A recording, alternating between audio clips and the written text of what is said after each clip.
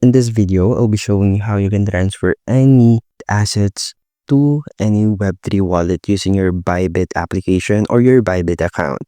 Well, these steps are really simple. You just need to head inside the main interface of your Bybit using desktop or using your mobile phone, then click the assets.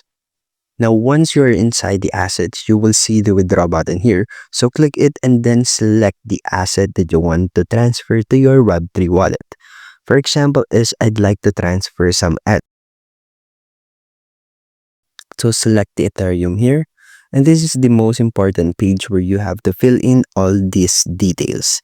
The address. This is the wallet address of your Web3 wallet. So make sure that your Web3 wallet is capable of receiving withdrawal service from different networks or different account. Another one is the network type. Make sure that the network type of your Web3 wallet is the same with the network or chain type that you are sending with. And lastly is the amount. Just input the amount that you want to transfer and that's it. Just click the withdraw button and these funds or these assets will be transferred into your Web3 wallet in is.